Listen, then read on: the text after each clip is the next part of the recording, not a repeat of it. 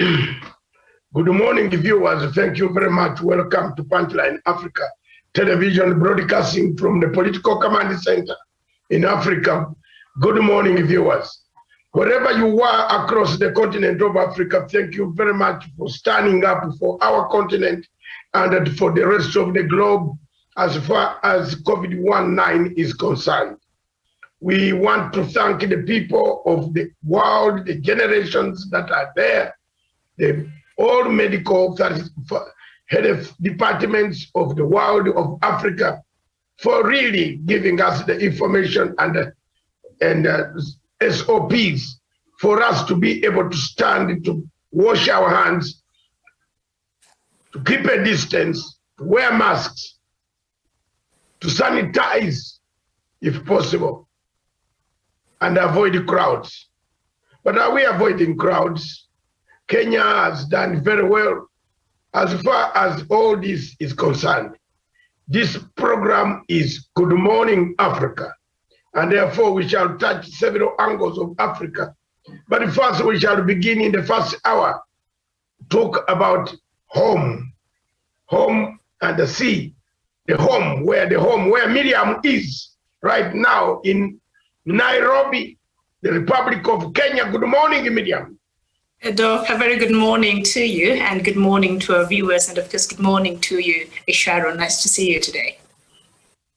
Thank you very much, Miriam. Back to me, I want to say thank you very much for all of you who sat for 2 hours and 18 minutes. We listened to His Excellency's speech, a great day for me as a man who is a biographer for the legacy trend. I write every day, everything what the President of the Republic of Kenya talks. Any function, I am there. I'm writing notes. I take notes. I keep notes. Because I've told you, I promised Kenyans that I will not leave the legacy. I will not end the legacy in August next year without leaving you at least 2 books. And that's a promise, Miriam, which you must hold me on. So everything President Uhuru Kenyatta talks, whether he's joking, whether he's doing what, I record them. And I take notes on my script, some in my head, some on my wall, some who want to talk about the legacy. You go to my website and see millions and millions and millions of people who have read the legacy on my website. The material is rich. Some people who are used to fraud, they have gone there and stolen my property rights, my intelligence, and written books purportedly that they are the ones doing the legacy. Rubbish. I think some of these people are conmen. You call Ruth a conman, but there are some people who are really conmen on our side. You write a book out of a friend's analysis and research. Send him a note and say, thank you, I stole your information. You know, but this thing of writing, going to my wall and pick up all things and write a book and then you pretend you earn a living on Matanga's book, material. I'll write my legacy. I'll write what I have gathered on Kenya. I'll write my exit report and departure. When President Uhuru Kenyatta finally hands over power to a second person or another person, those books will be available. I've been documenting the legacy. And Miriam, yesterday in the morning, before you were disrupted with light and the other things, technicalities of the country where you are right now,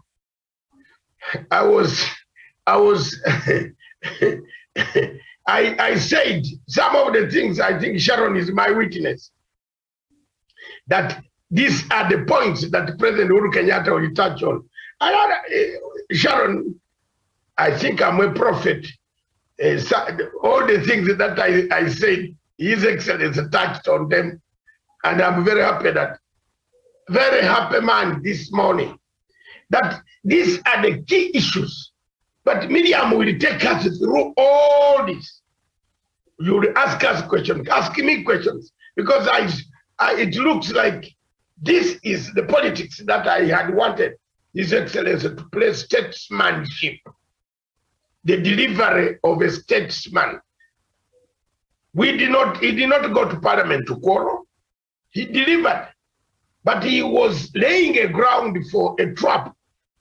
Don't you see that under this whole speech, there is a trap?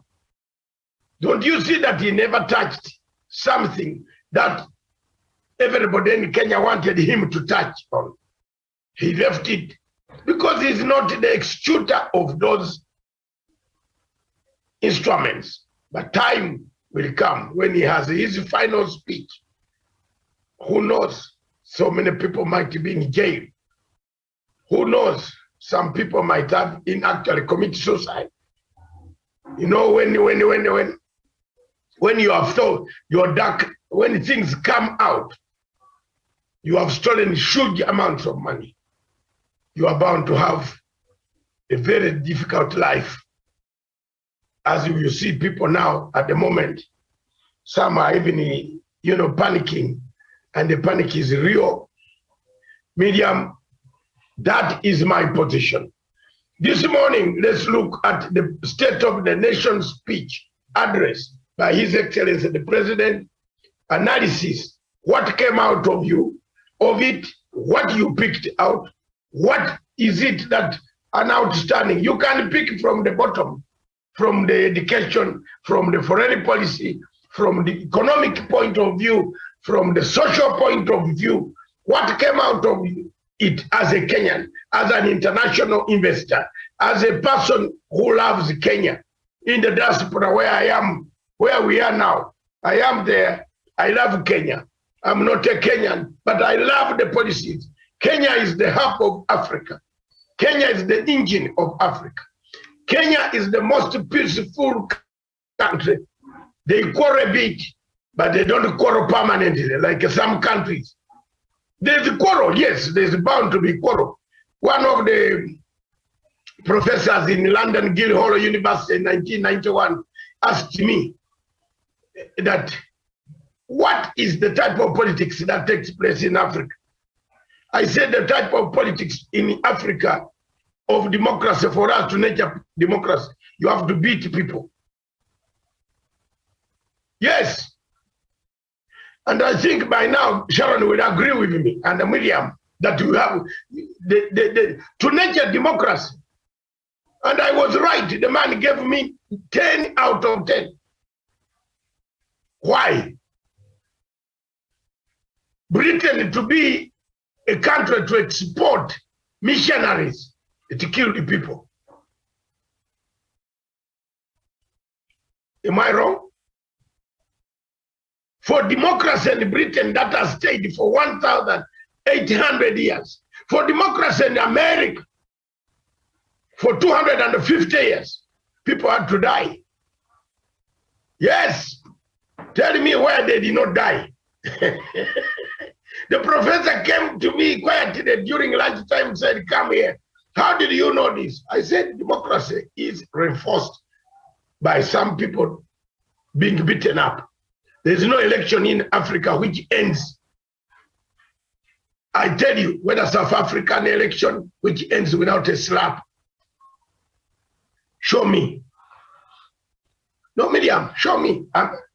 Somalia, you have seen the long letters with very good English. People writing to the world that help us. Someone slapped someone. There is no democracy that has ever taken root since Socrates, Aristotle, Plato, without a fight. Show me any political scientist, these guys who lie people here. Oh, that I'm a political science professor. Come and show me. Plato, Socrates was killed, you remember? People did not want him. The people of Athens wanted to finish him because they said, who is this guy? They even reported to the emperor. Some Karl Marx. Look at Karl Marx. Look at Karl Marx. Where did Karl Marx end? He's a German. He had to be in exile in UK, in Manchester, up there, Norwich. That's where he died. Because people in Germany said, who is this guy? He wanted to kill him. So politics and democracy, there is nothing that ends. Where does it, show me where it ends. Britain, even today, in America, let's leave Britain, because Britain is the one that taught America democracy. Let's leave it, it has stabilized. You can wake up at 5 minutes to 5 and go and give your vote. I'm explaining this, Miriam, because it's part of our talk today, which is the part of the president touched it. Therefore, we must come up, help the president in this format to make sure that he wins the hearts of the people, so that democracy is part of. I don't know whether you are hearing me properly today. So look at the way Americans up to today. A group of Americans moved to moved to burn the whole building. They were burning it. Is that not the country that goes to steal bank in Afghanistan? And they said they have invaded Afghanistan. They later on leave it after collecting a lot of all these things. I was shocked. Look at that media. They went to ban. They wanted to go and destroy. Even if they had found the speaker, they would have killed her. Am I wrong? Am I wrong? You saw it on live TV. Democracy there is no democracy in the world. And the people in the West should not judge us in Africa harshly. I'm not encouraging violence, but I have told you why. My professor gave me 10 marks out of 10. And I passed very well. My records are very clear. He said, I justify why I said there's no democracy in Africa that does not come without a slap. You have to slap Chebukati now. He went to London to meet the lady. Who is that lady? The lady Chebukati met yesterday in London is the same lady who was the commissioner who ran Akombe. They are there together in London. Now you say he went to meet the diaspora. Yeah.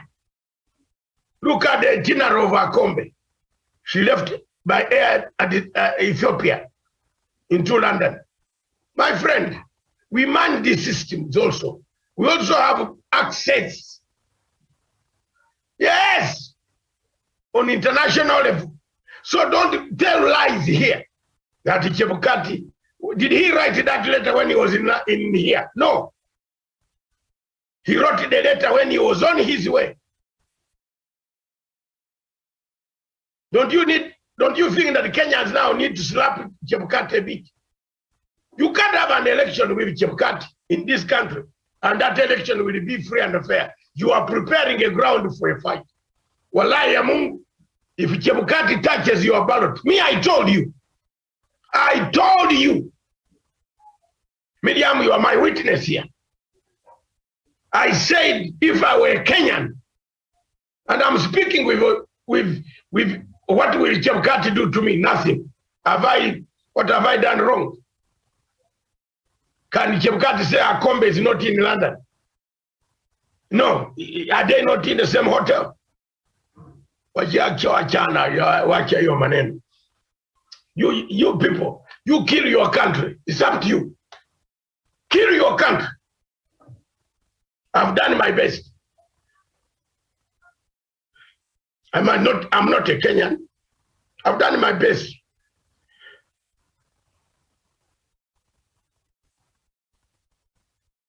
Two weeks ago, I was on this television station, and I want people who always undermine me to listen.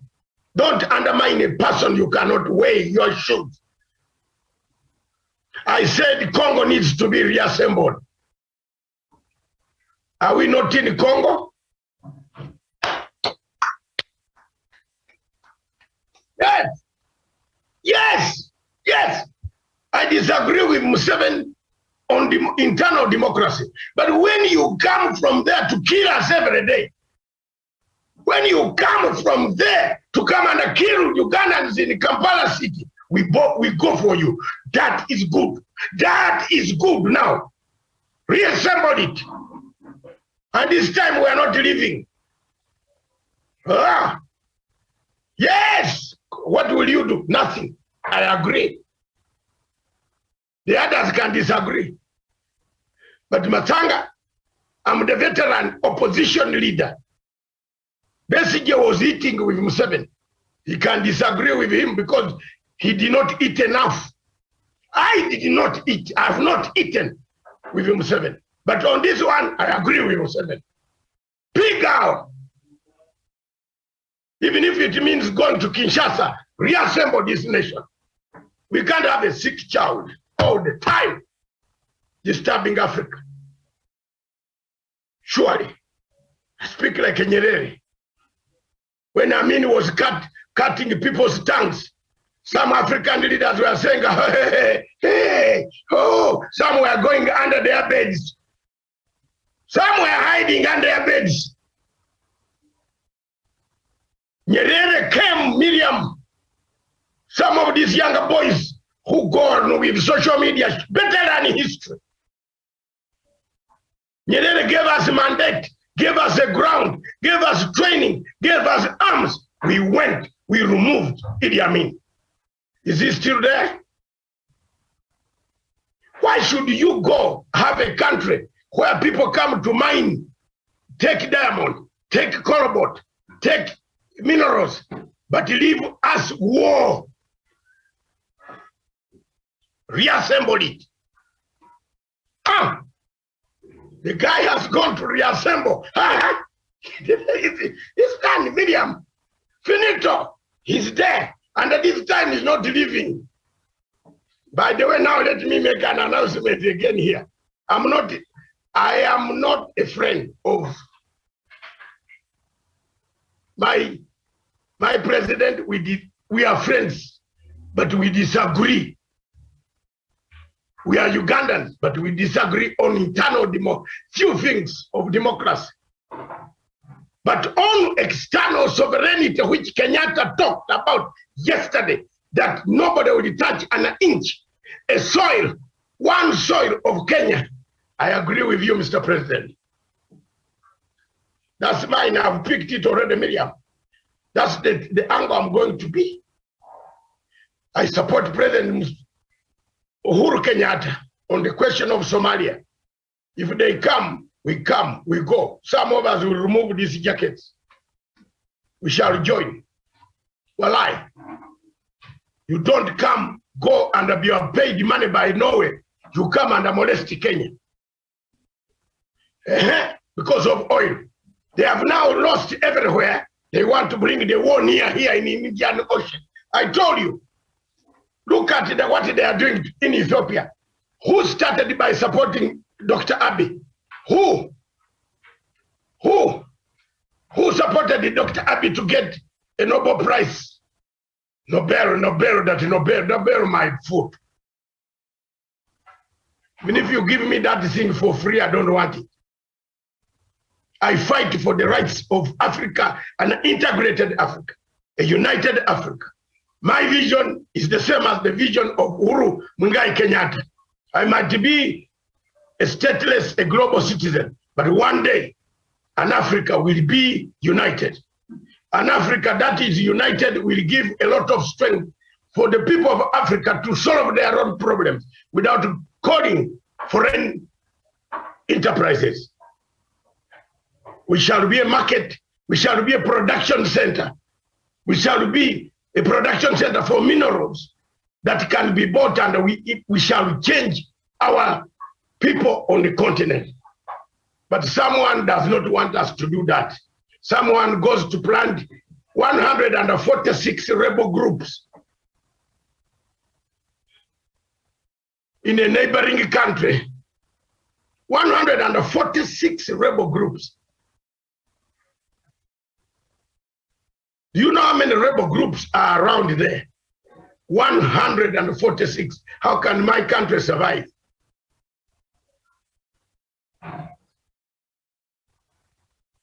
So for me, I have an obligation. I support the truth. Uhuru Kenyatta's legacy is clear. Why did he avoid corruption? It is not his mandate yet. But in his last speech, and quote me again, his last speech to Parliament before Parliament goes for sine die.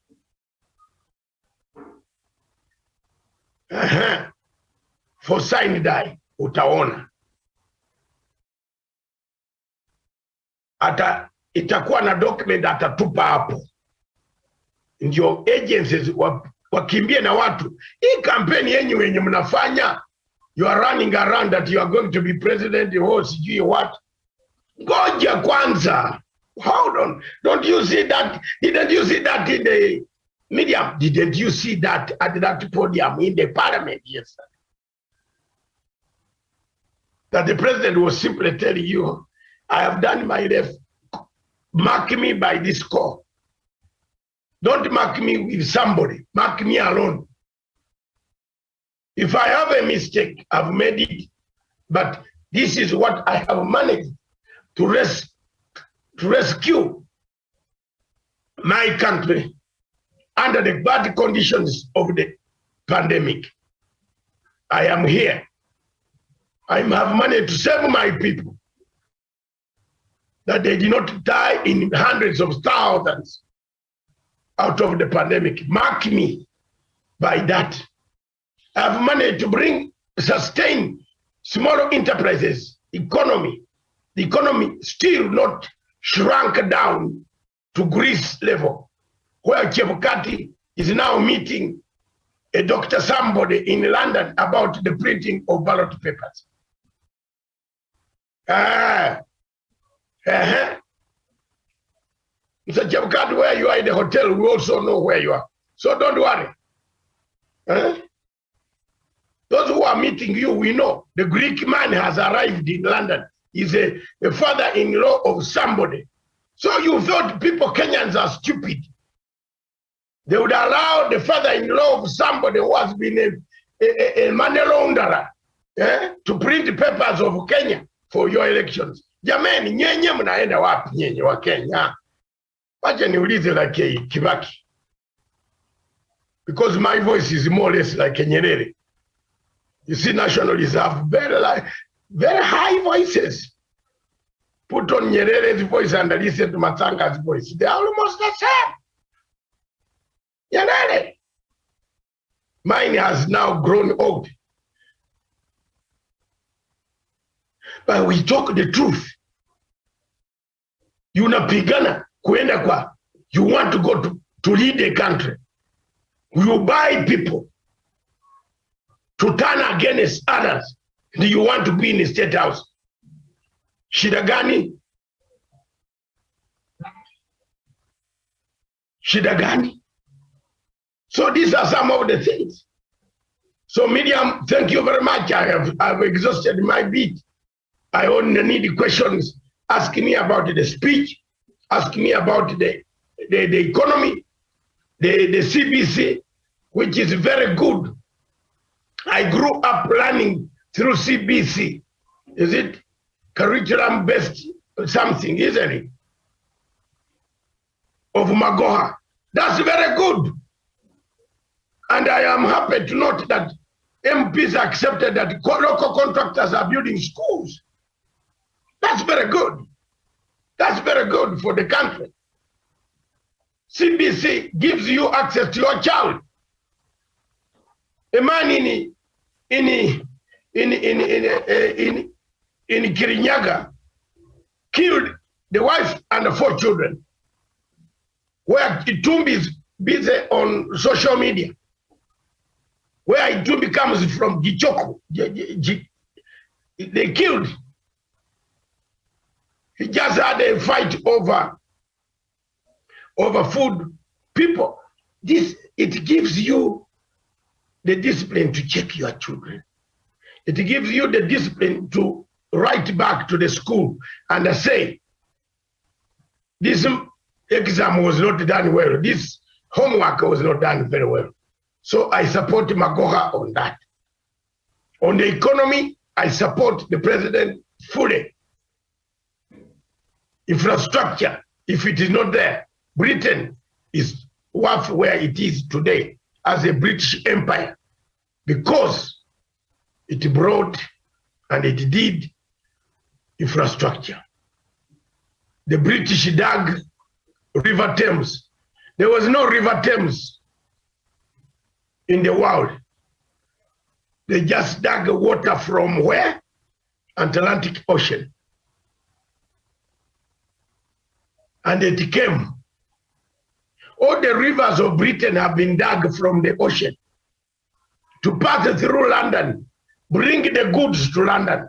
That's how they built, how they got cement, sugar, and the laborers to build the channel. It passes, the river goes through from one part of United Kingdom to the other, and the pours from Atlantic to Atlantic. A river, infrastructure, and you see boats. Boats are on. Even if there are bridges that open when a certain boat, which is bigger, the bridge opens, and you stay there, you wait for the bridge, for the ship to pass. Infrastructure. Uhuru Kenyatta has done the same. Tell me if you were a stranger in Nairobi, and you came in Nairobi in 2002, and then you come to Nairobi International Airport and say, hey, where am I? Am I in another place? There is construction. That is a government. That's a government. Give your president a credit. Back to you, Miriam. Take us through now. All right. Doc, thank you so much for that. So perhaps before we start, we continue because we already started this conversation, but before we continue, let me just take us through quickly the headlines on the leading newspapers today. And on the Star newspaper, the main headline is Uhuru, I have achieved my legacy. In last State of the Nation address, Kenyatta listed his achievements and spelled out the challenges ahead. So that is what we have on the front page of the Star newspaper.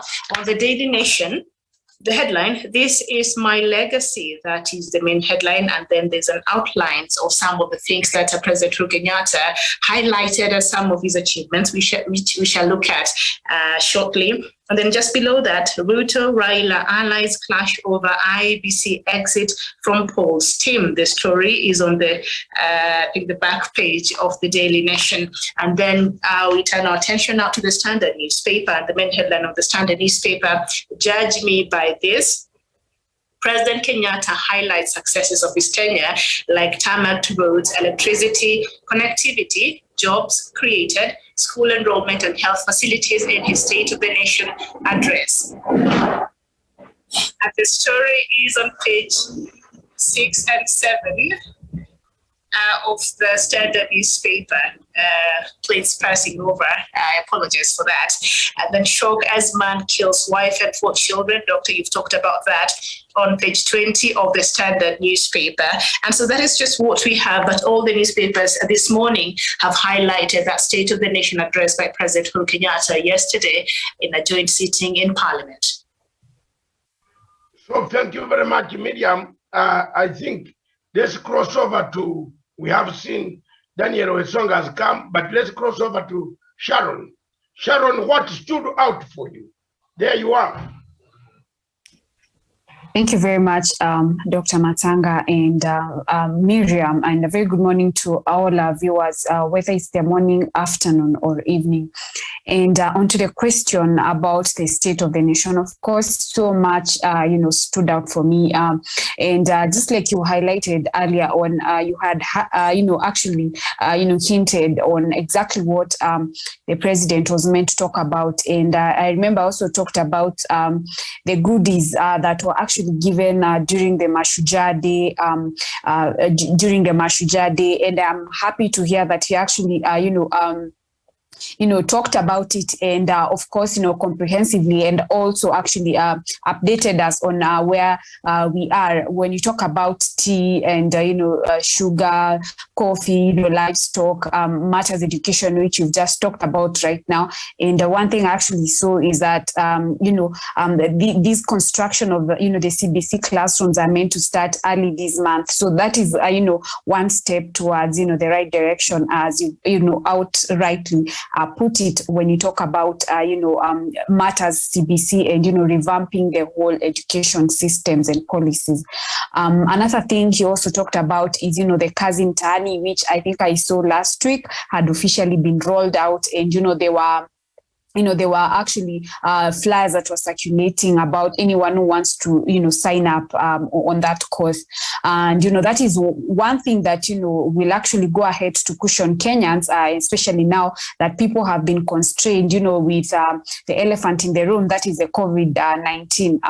And then there's one thing that I really want to talk about, and that is COVID, the measures that have been taken, especially with this current administration about COVID. They say when you are actually faced with an obstacle, you choose to two things. You either choose to see an opportunity within the obstacle or to see a problem within the obstacle. And that is one thing that the president chose to see an opportunity through these obstacles. And, everyone would agree that, there's so much tremendous things that have been done, during this COVID, during the wake of COVID-19. I had him talk about a laboratory. Before we used to have one, lab that, used to, we didn't have, there's no way if there were like, a foreign or rather a disease of an international concern, it would force them to actually rely on South Africa, which would actually take 5 days to have the results. But right now, as we speak, they've constructed, 95 and, well-equipped and state-of-art, labs. Another thing I had him talk about, of course, is, he gave an update of, the construction and the commissioning of the BioVax, a plant that is meant to actually see our own development, and production of vaccines come, by next year, Easter. And I believe that is something that is actually ongoing. And then another thing I also had him talk about is, the increase of ICU beds.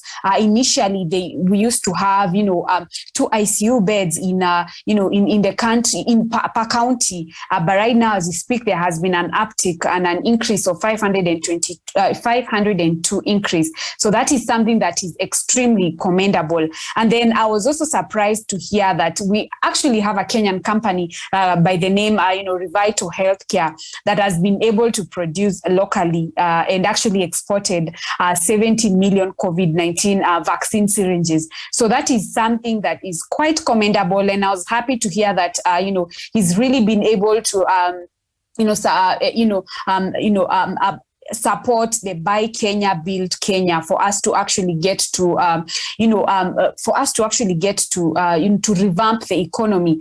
And finally, there's something that also really moved me, especially when you talk about the GDP of the economy. And he actually emphasized, that it is, during the second quarter that we've actually been able to move from, from number 12 rank of, in terms of economy and GDP. And right now we sit at number 6, being the wealthiest, the 6th wealthiest nation in Africa. And he also talked about, the handshake and how much the handshake has actually, apart from peace and tranquility, and how much it's been able to revamp the economy. As I finalize, in matters international scenes, and just like Dr. Matanga has talked about, he touched, about, when you talk about guarding our territories, and he was so firm about that. And I mean, that is all that, that kind of assurance actually went a long way. Apart from so much that has been said, Miriam, I think that is what that really stood out for me. Thank you. All right, thank you so much. Daniel Wasonga, you can come in. What stood out for you yesterday during President Uhuru Kenyatta's State of the Nation address? Yes, thank you so much, Miriam Ogutu, and good morning to Dr. Masanga David. Good morning to Sharon Gitonga and our viewers who are joining us this morning from Kenya, Africa, and the rest of the world. One thing that stood out for me was the kind of enthusiasm that President Uhuru Kenyatta actually had in regards to his legacy. And if you read the headlines of the local dailies today, one has it that he is very confident that he has achieved his legacy. And that is the truth of the matter, Miriam, because President Uhuru Kenyatta was able to outline the massive infrastructural project that has been undertaken by his government since 2013. And in one key particular line, he said that when they took power in 2013, there were only 26 dialysis machines in Kenya. And today, Kenya boasts of around 603 dialysis machines. That is a milestone, a great milestone, Miriam, because that shows that Kenya is actually becoming a medical hub in the region. It's like India of sort, where many African countries could come to Kenya and have their dialysis. People will have those medical tourists coming into Kenya.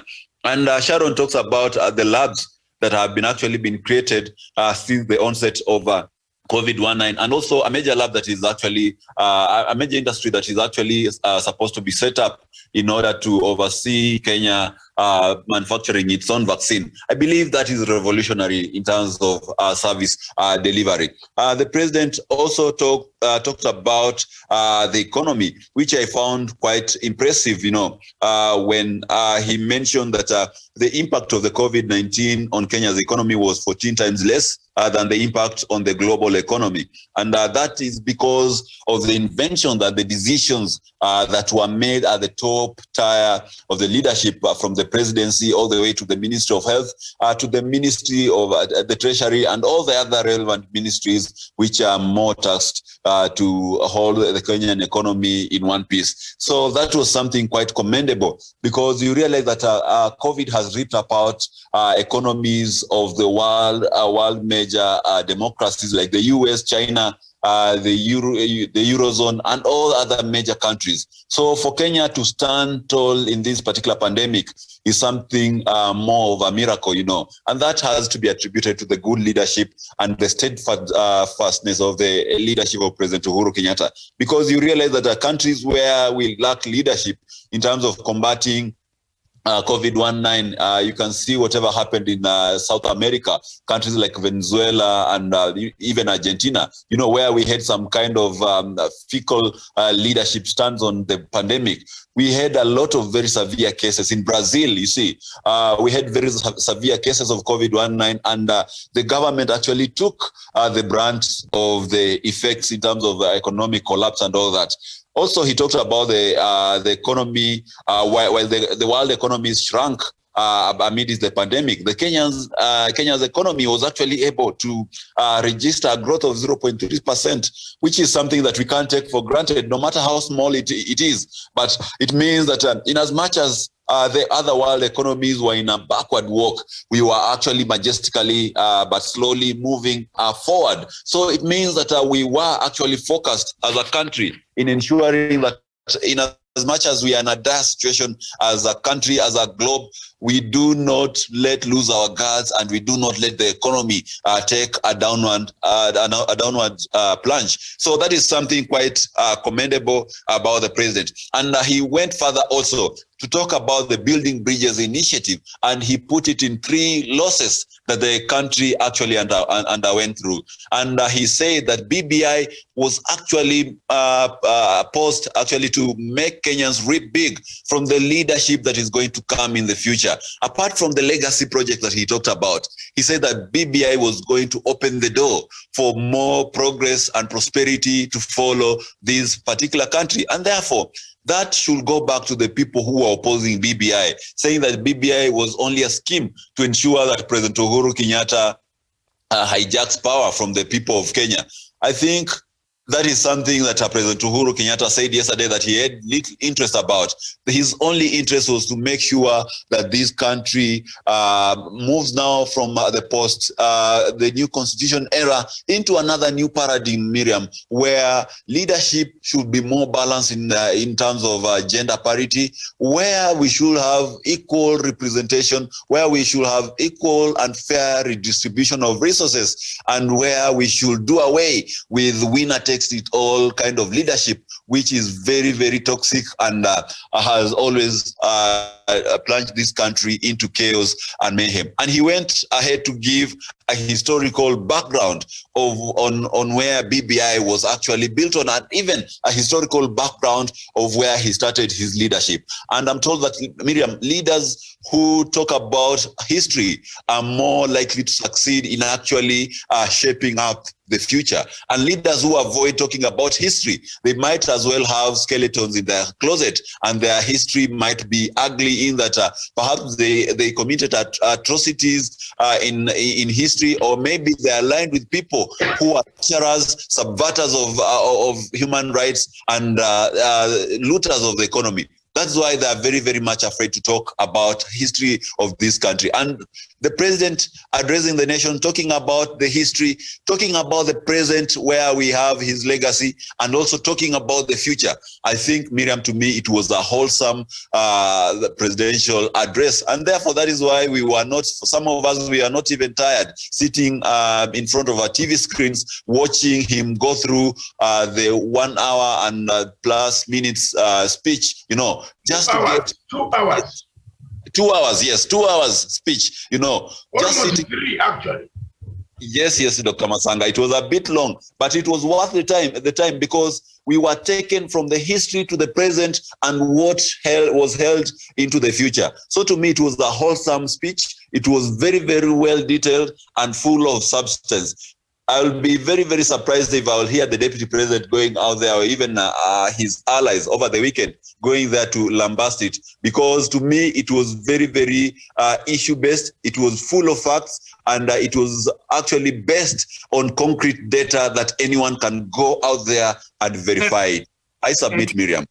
All right, thank you so much. And Doc, before you come in, there's something that Sharon has mentioned and also Daniel Wasonga has reiterated, and that is the issue of healthcare. And President Uhuru Kenyatta, we know, has been very keen on improving the healthcare, sector of this country. And of course, with a pandemic, the health crisis that the world has found itself in because of the COVID-19, you've seen how the underbelly of the poor state of course, the health sector, especially across Africa, was exposed. But this is just some of the things that President Uhuru Kenyatta highlighted yesterday are some of the achievements that have been, realized under his leadership for the last couple of years in Kenya. So I think it's important we underscore. So I'll just go through them very quickly, and then we shall just move on to something else that also President Kenyatta said. So he said the number of Kenya Medical Training College campuses has increased by 154% from 28 campuses in 2013 to 71 in 2021. So that is very important. And this year, the number of graduates from KMTC was 3,319 compared to 111 graduates in 2013. Similarly, the number of medical doctors trained annually has shot up from 620 in 2013 to 900 in 2021. Of course, President Kenyatta administration introduced the Linda Mama program in 2016, which has led to the increase of births by skilled providers from 43% to 62% and reduced maternal mortality rates by 26%. And of course, under this Linda Mama program, all pregnant women are eligible for free maternity health care, even those not covered under NHIF. So right now, any mother in Kenya, you walk into a government hospital, you deliver safely through qualified medical staff, and you have your baby, you go home. Nobody pays anything. And that has really, impacted on healthy delivery and has reduced the rate of mortality that was being experienced there earlier. So each mother is allocated between 2,500 and 30,000, depending on whether the birth is normal or by cesarean. And the Linda Mama program now has benefited so far 5,843,307 women. So that is just, I think, very important for, Kenyans to know, but also the world, because this is something that Kenyan mothers and, of course, Kenyans in general have been benefiting from. All right, so we move on to something else that also President Uhuru Kenyatta highlighted yesterday, and that is Kenya's total power capacity was 1,300 megawatts in 2013, but this has now doubled to 2,600 megawatts, translating to an average of 325 megawatts installed every year.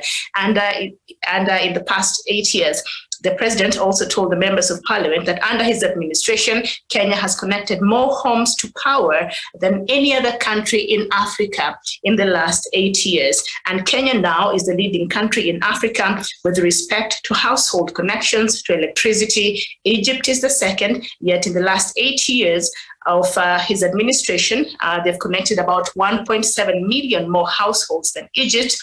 Similarly, the country has connected as many households as South Africa and Nigeria in this period. So in real terms, only 2.3 million households have been connected to power by 2013. But right now, as we speak, over 6.3 million households in Kenya have been connected to electricity. This is very important because we know, how this has changed, especially the rural areas in this country. Doc, do you want to come in?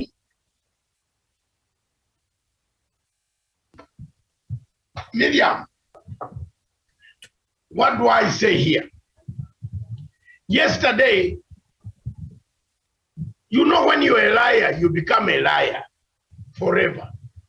You don't change. Duale can never change. You saw how Duale was caught telling a lie. And his voice went quiet when the president was passing. He actually almost collapsed because Duale was telling a lie, was telling Kenyans a lie. Contrary, in just a few minutes, you see now Ruto is in Machakos. Right now, I've got a report. He's telling lies. This is a party. These are people who should never be given power in this country.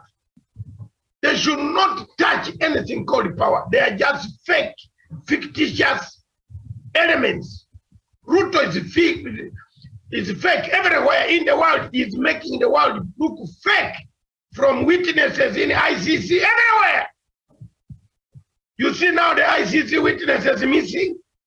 You see that everywhere. It is here in the Standard. Isn't it in the Standard media? It's there. If people don't speak in Africa, where shall we go? Are we going to be threatened by a mafia gang? Because when you speak, they will kill you. But where are they going to go? They will go in the same route. They will go in the same route. The only thing is that when you kill a person, you will go in the same route. You can stay longer, but you will be found there. You will be there waiting for you. So these things, these are very bad things, Akiamu. And there is no international community that can allow this man to take power in this country, in this good country here. No. Nyenye wa Kenya, you are not speaking. And that is your problem. Again, refugees will run to our country. I have 29 of them with families. They came when they are 29, they are now 200 something. In my own place where I'm born. It's not a lie. In my own place, where I was born and raised 66 years ago.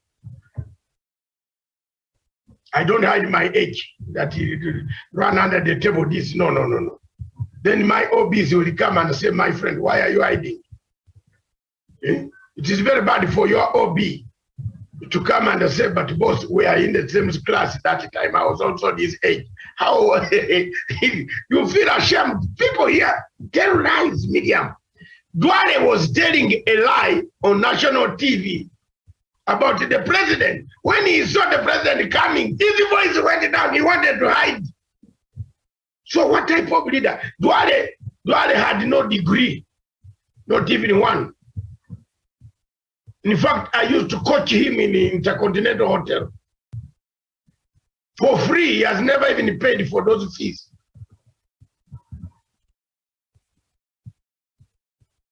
I have a bond with such people.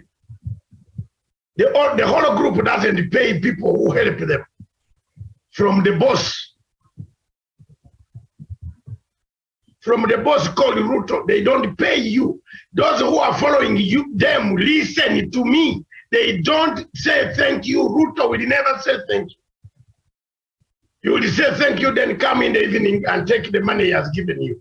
So don't take his money. They operate like a mafia. Duale had no degree. He used to come to ask questions about ICC. I sit down to spend my time, which I should be relaxing, with my other extraordinary activities. Like playing, going to the gym, this, tennis, what? And ask me, what is this? Right, I give, or he followed my website to pick things. He's one of those who plucked things from my website and never said thank you. Then today he's telling a lie about Uhuru, that speech writers were wrong, way they misled. Then when he saw the president coming behind, I don't know whether Stephen has got that clip. You can put on that clip for Kenyans to see what exactly I'm talking about. Because some of them, like Daniel Kimani, goes on telling me that I am wrong. But listen to that clip and see how Duale was caught telling a lie. So for me, several things came out. The president said, if it was not done, if it was not achieved, it will be achieved. It is simple. Can I break news again? Breaking news. I have already told you that the president was laying a groundwork for his future announcement. And that future announcement, Walayamu, is going to shock you Kenyans. Miriam, Jesus was telling us that when you see one of the things, have you noticed that every human being looks in the sky? Did you know that yourself? If something happens to you, what is the first thing you do? Is to say, even in an accident, you want to see whether you are alive. You don't look down and see whether you are alive. You look up here. You are looking for the signs. Daniel Wesonga and Sharon, you know that. You are looking for signs up there. The signs are very clear. Up to now, we don't have even money enough to hold an election. Did you know that? Show me where the president touched on the money for the election. No, Miriam, show me. Up to now, Chebukati does not want to sit down with stakeholders. Show me when, if the time comes, and Mr. Mutambai tells all police officers to continue with their daily duties, will you hold an election?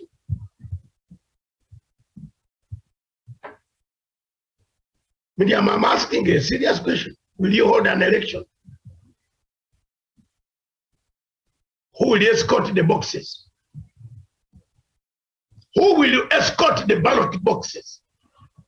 You don't want them. You don't want police, the general managers who manage police to sit with you to find out how many policemen you want. You will reach. When will you sit down with them? Doesn't that click something in your heart? Even if they call us, we are very bad people. Punchline is a bad place. Doesn't it click something? Kwa your small or big heart, and I say, hey, there's something wrong here, Miriam or Matanga. You don't want the police. You don't want the Minister of ICT, who is going to transmit your results, to be part and the parcel to know the obstacles you might receive. Now you want him at the last hour. Will he give it to you?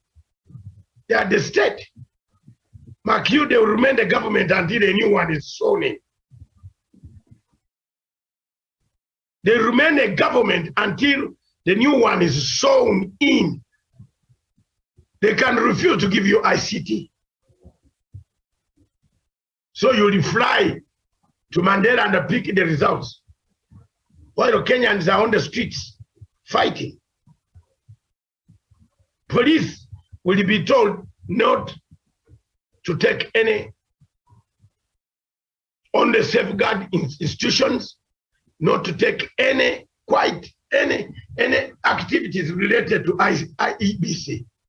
And they will go on with their roadblocks, chungering what so that the terrorists don't come in. But they will not deal with you, Chebukati. So Chebukati is withdrawn from this committee. He has set himself on fire.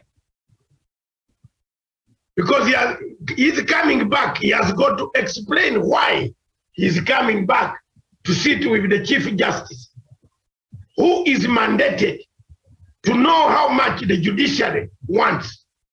It is not the registrar of the High Court. The registrar draws the money, but the registrar does not bargain for the money. Are you with me? The registrar of the court does not go to the budget and say, increase me money. But the Chief Justice Maraga, Chief Justice Kome, Chief Justice Mutunga ask for money, more money for the judiciary, because they are policy makers of that institution. If the money is going to exceed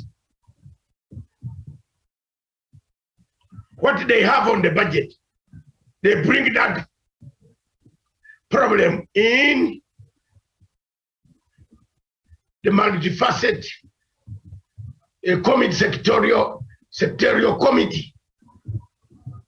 There's media, there are secretary generals of the parties, there are stakeholders, party chairmen, there are so many civil society, there are election monitors.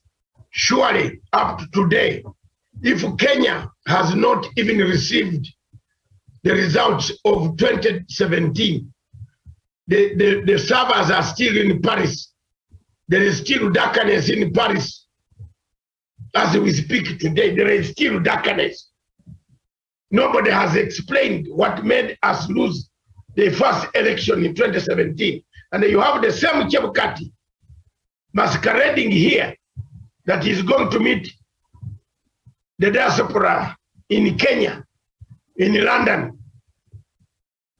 You just say you wanted to meet Akombe, and then you are with the sweetheart Akombe.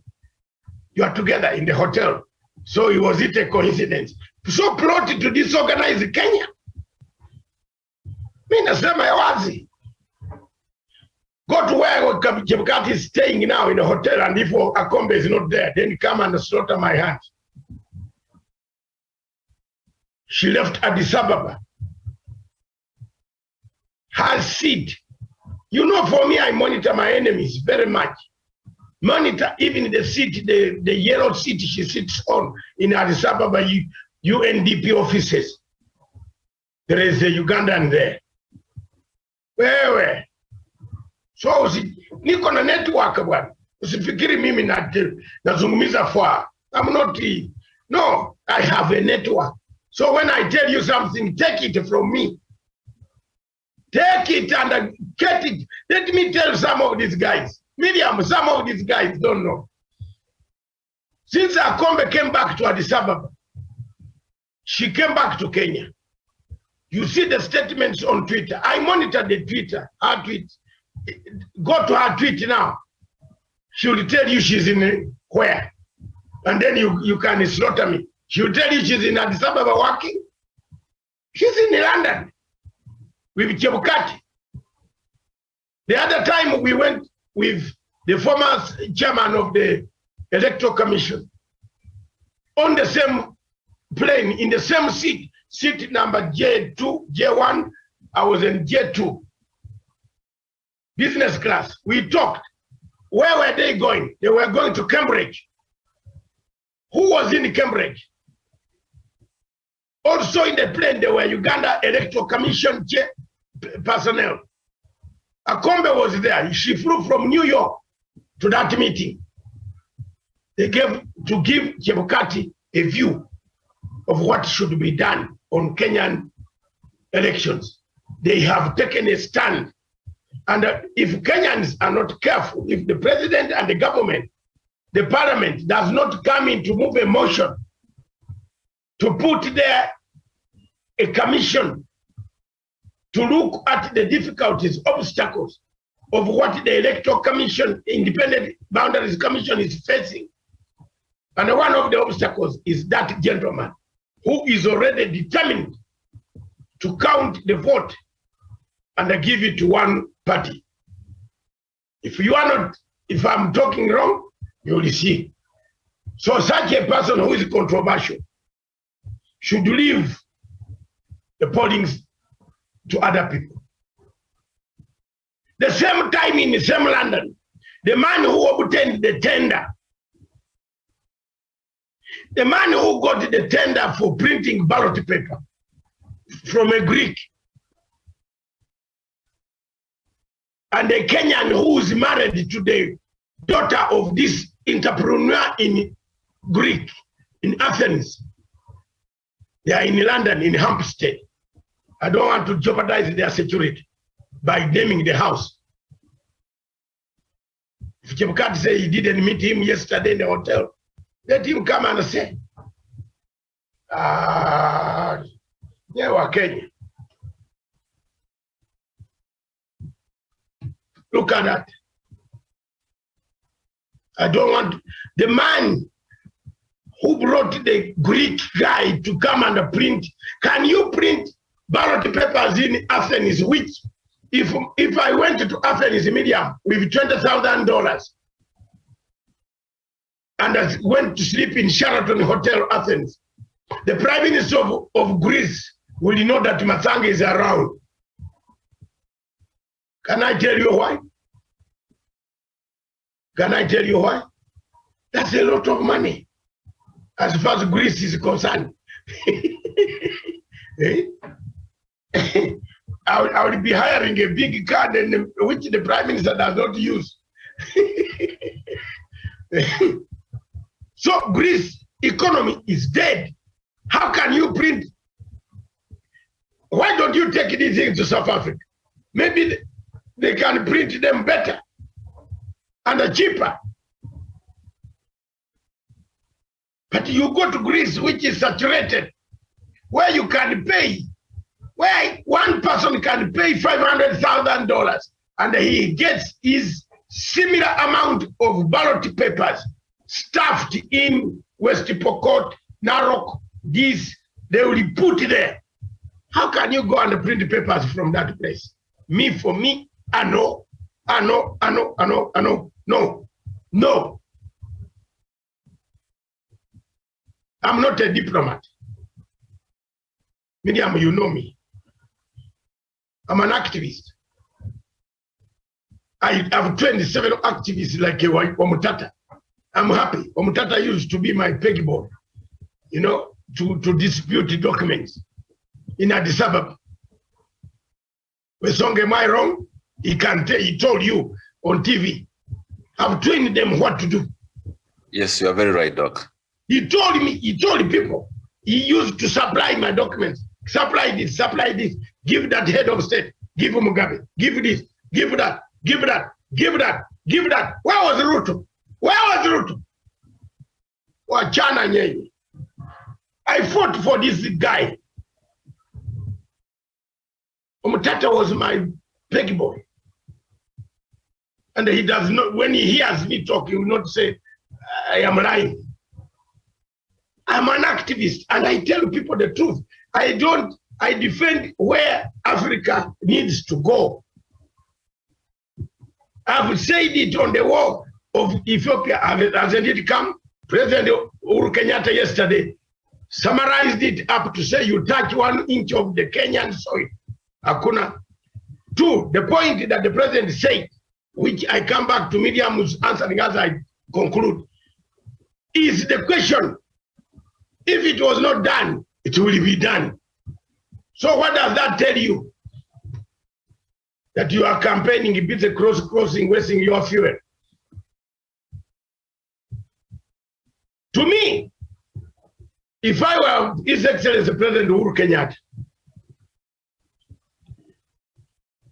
I would first of all do reconciliation in this country before I allow people go to elections.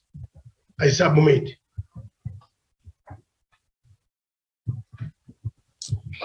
All right, Doc, thank you so much for that.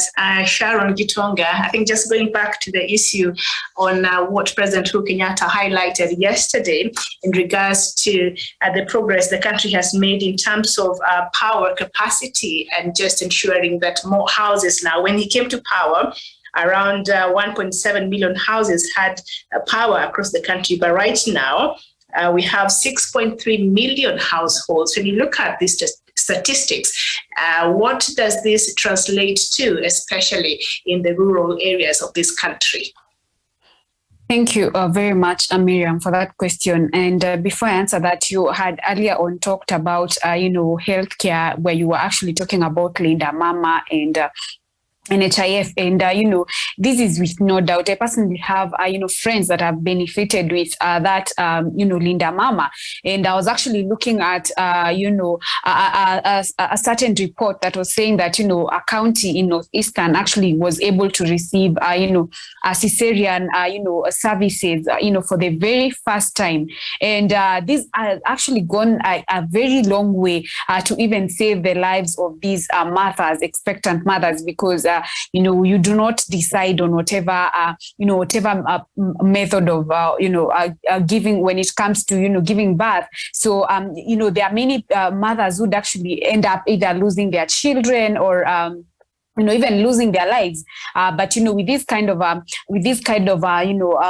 operation method actually getting into the marginalized areas, it has actually gone a long way.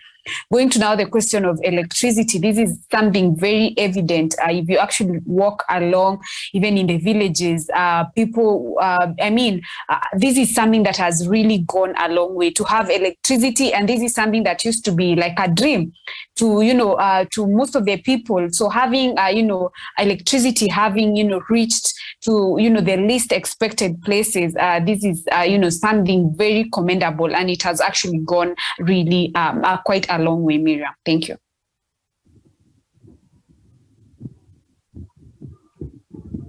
Thank you so much. So there's something else also President Kenyatta mentioned yesterday, and that is the cycle of chaos when it comes to our elections. And I think, Doctor, you've maybe touched a bit on that by bringing in the IEBC and what is happening there. And we saw after the IEBC chairperson left that committee, there has been a lot of back and forth between the allies of Deputy President William Ruto and the allies of President Uhuru Kenyatta and opposition leader Raila Odinga. But yesterday, when President Uhuru Kenyatta was speaking, he's told those seeking to succeed him in next year's polls to avoid actions that could stoke violence. He regretted rejection of the proposed constitutional changes, which he said would have secured political stability in the country. The president extolled the envisaged benefits of the Building Bridges initiative, the BBI referendum bid that was scuttled by the courts, vowing that still it shall happen without elaborating how the constitutional amendments will be achieved. And this is what President Kenyatta is quoted as saying: "We cannot behave like the proverbial ostrich and bury our heads in the sand. A constitutional moment does not resolve itself simply by being ignored." Of course, in his 8th State of the Nation address to the joint sitting of Parliament yesterday, The president lamented that the negative political environment that has characterized elections since 1992, and he exhorted leaders who are seated in the speakers gallery, including Deputy President William Ruto, former Prime Minister Raila Odinga, and the Mani National Congress Party leader Musalia Mudavadi, not to take the country back to such days. Kenya lost about 248 billion Kenya shillings after the 1992 polls, and the president said, and people lost their lives and others were displaced, he said. So obviously you can see President Uhuru Kenyatta is worried of what we've been seeing happening right now. We've seen a bit of chaos and the negative, things that are being spewed by our leaders in this very national platforms. So how can this be achieved? He seems to be concerned about breaking the cycle of the political chaos that has been part of our history when you look at the years back. So how can we, hear this as a country, and how can we rectify and make sure, even if the BBI did not pass, but how can we be intentional on having chaos-free elections next year as Kenyans? What's on that? Yes, thank you, Miriam. And of course, I heard the president quite clearly. And I believe all is not lost in regards to the BBI agenda. As per now, you could say maybe we have the time constraint, even if the Supreme Court brings it back. But one thing I know, one move will actually be able to exacerbate another. So one thing we need to do as Kenyans is to elect into office leaders who will be able to safeguard the legacy of President Uhuru Kenyatta. And that includes the BBI agenda, which was a brainchild of President Uhuru Kenyatta and the former Prime Minister Raila Odinga. And that is why, like never before, we as Kenyans, we should be very careful on who to elect.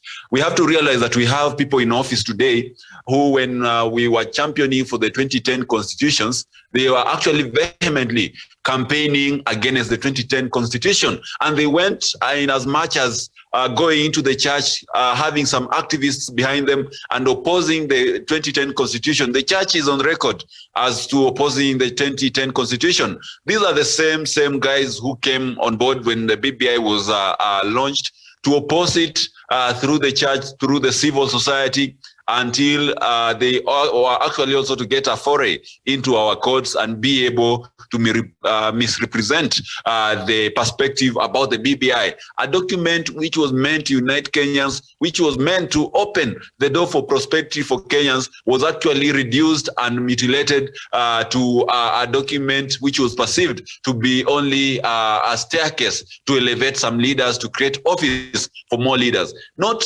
maybe explaining to their gullible supporters that the question of expanded executive, for example, in the BBI, goes back to the historical records that we have as a country, of which President Uhuru Kenyatta talked about, that we've been having a cycle of violence simply because our system of elections, our system of governance is actually quite inefficient.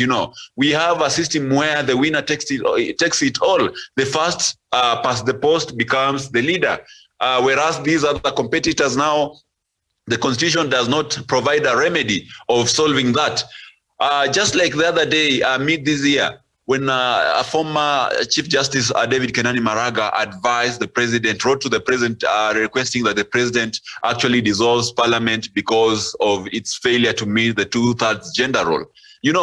If we maintain the status quo, if William Ruto and other opponents or antagonists of the BBI maintain that we should not change the constitution, then as the president says, some of the constitutional crises are not self-solving. They cannot just solve themselves overnight. You cannot wake up tomorrow and you find that Kenya has been able to move from maybe gender disparity to achieving the 2/3 gender rule. We need to have a referendum. We need to go to the ballot and decide and actually lobby so that we pass laws that will actually expunge these lacuna from our constitution. So therefore, What happens if next year we have a president in office, we have a full parliament in office and the Senate, and we find ourselves in the same scenario that we found ourselves with this year, where we did not meet the 2/3 gender threshold. Again, the Chief Justice will be writing to Parliament, to the President, to dissolve the Parliament. That is a problem that we cannot actually wait to inflict on ourselves, Miriam. I think we need to solve this particular problem. And for the BBI agenda, I support the President, and I'm very, very optimistic that whatever was in the BBI can still be implemented. All we have to do is to elect a government next year in August, a government that will be able to spearhead whatever dreams and whatever aspirations that President Uhuru Kenyatta had for this country, of leaving behind a united country, of making sure that as a country we have structures that will enable equality, prosperity, and shared peace and unity of purpose. And that is through electing able leaders who align with the government of the day, who align with the principles of the BBI. I know the Supreme Court is more likely to rule in the favor of BBI, but we have time constraint, and therefore that is why we have to remember that in going to the elections, we have to elect leaders who will be able to support and not sabotage the BBI agenda. I submit.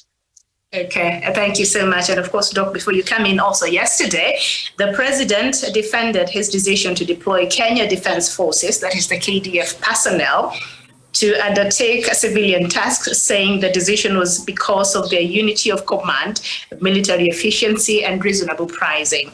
He recounted the example of the KDF's takeover of the Kenya Meat Commission, which has seen it turned around and now takes just 72 hours to pay farmers for their supplies, when previously they were paid after 4 years. KDF, in partnership with the Kenya Railways Corporation, has revamped the 217 kilometers Nairobi-Kisumu railway that has been idle for the past 2 decades, and today it boasts of 18 stations, 46 bridges, and 27 viaducts, among other things that we've seen KDF being involved in the country. And so President Uhuru Kenyatta reiterated that. But perhaps Kenyans are now wondering, even as the days of President Uhuru Kenyatta slowly comes to an end, what will happen after he leaves with some of these very important institutions that now KDF is helping in running in the country, Doc? Thank you very much, Miriam. There is nothing wrong with seconding KDF to go to any parastatal. They are officers of the state. They can be sent anywhere. Am I being heard? Yeah, there is nothing wrong at all. And in fact, the KDF, whatever they have gone, the military have played a vital role. Look at all the institutions where the president has sent the military or ex-military people, retired general, beginning from the Ministry of Immigration, that immigration department. You saw nowadays you get your passport within a short time. We have now got another gentleman there, very fast. That's why Harvey is not talking anymore here. A few days ago, Harvey went there to make pictures. How do you go to a government institution and take pictures? You have come to my house, and you come with a camera to take pictures. In fact, I don't know why Mr. Muteshi should have beaten hard. If I were Muteshi, I would have closed the door and beat up that Harvey. Harvey needs to be beaten up. And I'm glad he's now shut his mouth. After that, how do you go to a government institution and take pictures? You are filming a person. What for? These are people who grew up in the bushes of Congo. Then they come here in good bush, good where there are no bushes, forests. They behave very badly. That's what Harvey does. He's taking pictures of Muteshi. So coming back to the point, immigration is working efficiently. That's because there is a military guy or somebody with a military background. Precision, exactly. Kenya Meat Nairobi City. Mention almost all institutions where the military have gone. The corruption is zero. See, EACC, look there. DPP, look there. Is doing a job, but frustrated by courts. You know?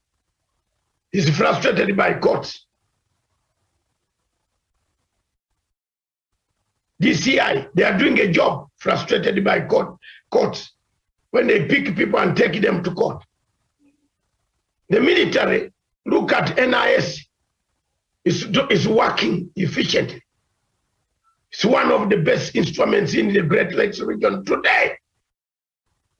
That's why it's a security situation. We are able to talk and have our water and our meals and nightclubs up to morning.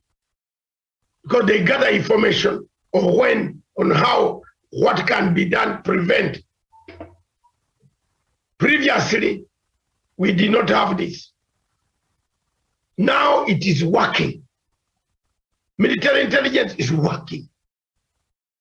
National intelligence system is working. ESCC is working. Kenya Meat Commission is paying farmers the following morning. Before you reach home, money has reached your M-Pesa. There is no middleman. If it is a huge amount of money, the bank account will be given. You see, why are these guys against Uhuru Kenyatta? Because they used to steal animals and load them in boat in the turret. Yeah. They had a syndicate that brings the animals in the growth center corner. You go, hey, let's go slowly. Then they deliver these animals there. That's why they are crying so hard. Because you can't, you know what, Miriam? You can't go to that managing director of KDF there who is down there and say, I have 500 animals, but I want you to please.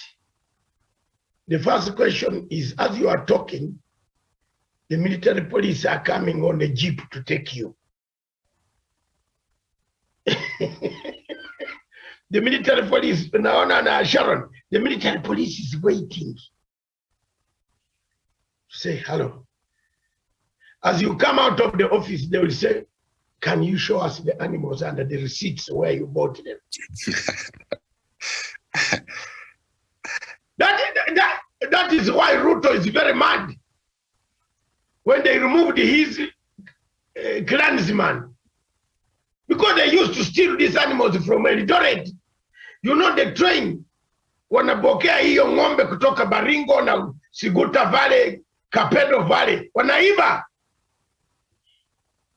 Zinauzwa. Can you tell me why meat in Kenya is the most cheapest thing in the world? Did you know that? Did you know that? That's why I no longer eat meat. Because we eat stolen foods. Now I can go back to it because there's no theft. These guys steal the animals, sell the animals. And it is very easy to track them. When the general manager of Kenya Railways, who is loading the animals, asking for the permit from the chief where the animals were bought to transport livestock across Kenya, you must have a veterinary permit. Am I wrong, Wesonga? You must have a veterinary permit from the Ministry of Livestock. Yes, very correct, Dr. Masanga. Now, to get this whole meat issue, the army says, if you don't have a permit verifiable, the army carried their verifiable documents system to KMC. That work on IO. You know, that's a silent ministry. Wanabeba mtu ana verify document. He's an expert. Huwezi kumubribe. Anasema hii the movement permit is fake. So you have already arrived with 200 cattle. You want to run them with them to where? Back where you came. Outside, the military police are guarding the brigadier general who is in the office. Mama, sindio kutoroka. So people fear going there. And that's why it is making profit. You see why it is making profit? It is making profit because the animals that are brought there, 1, they are of quality. 2, there is no delay. 3, there is a turnover of money. You pay tomorrow, they bring more animals, they go back, they get the animals, they buy the animals, they get the verifiable movement permit. Like what I told, I'm glad that our TV sounds very good things. Mutahi Kagwe has put document verifiers at the arrival. They began the work yesterday. And they have caught so many people so far, or returned. If you go to some of the hospitals like Lucy, where they are being quarantined. Was I wrong? That's why I'm created, I'm here. Was I wrong? Didn't I say the other day that verify the documents of South Africans? I've got an experience of a South African calling South Africa to pick a COVID certificate that send it online. I said, what? So you are sick? No, you know, I had to come for this meeting. Very no. You are buying a certificate. How many people have you killed in the plane as you travel from South Africa? How many people have you infected? We don't need to close. There is only one way, Medium. Before I come to this thing of the army, finalize it. There's one way we can control COVID through ICT at the airport and all entry points. There will be no disease here. If it will be there, it will be very minimal. Do you know right now, before you go, you step in London, if your locator phone, if your phone, this phone here, does not bring successful, I swear you won't go. Even if you have been paid, you are paid a business class ticket of 700,000. Kenya Airways pays 400,000. And then they give you very poor food, you know. Next, it's because I love Kenyan Airways so much. I'll use it. I'll continue to use it, but otherwise, I would go to Emirates. I'm told the life there is so sweet. But you pay 400,000 in Kenya Airways, and the food is just like changa. Yes, wacha tuambiane. Nyonye ndio mnaharibu jina ya mzee, mnaharibu jina ya president. And the president, the airline, it is you. Why don't you make good food and give us good food? A flight to Mombasa is equivalent to a flight to Dar es Salaam. What for? What is this? 70,000 shillings or 50,000 shillings business class. What is it? 40 minutes. Ethiopia, Addis Ababa. That 40,000 takes you to London. London is 90,000 shillings from Nairobi via Addis Ababa. What are we? Why? These are the things the president was saying. National ethics.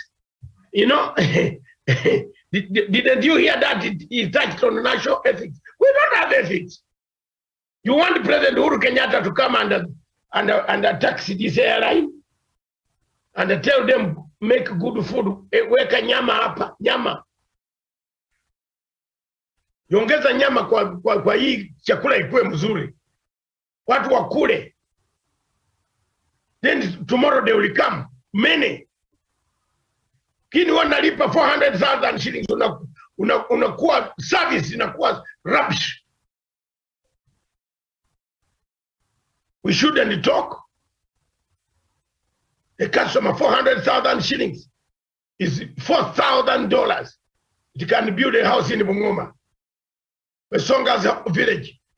That's a very good house, especially in Funyura. Very true. And I've paid, I'm seated on it, 400,000. And you're giving me rubbish.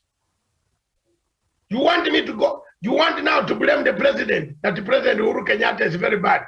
Yet the president has given you the responsibility to run the airline. Hey, jamani, nyenye. Msiangushe watu jina. Msichome majina ya watu. Unamchomea jina bure. So on the question of animals and the KMC and the other institutions, you have seen in Nairobi where you stay, Miriam, at the moment, you can breathe a sign of relief. The road is being done. Every place you catch. And the James Vitoro will not, you are right, I've said it because I travel. I've traveled Kenya with 35 years. 35 from 1985. 86, I've been traveling when Mumbai was Bombay. So I have a right to tell the truth. Give people the good services. You charge a man 50,000 to go to Mombasa for 40 minutes. What is it? When Ethiopian Airline comes here, it could take us for even 15,000 shillings. You could reach Mombasa in 41 minutes. Shida gani hii? Every time the government is planting in money, where does the money go? Where does it go? We can't run away from the airline. We have, some of us like it forever. I've used it 35 years.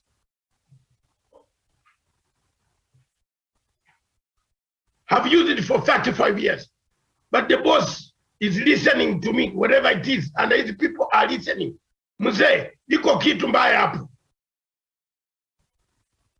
You pump in money, you don't see it. You blame Uhuru Kenyatta. Sasa unamublame namna gani? The government pumps in money.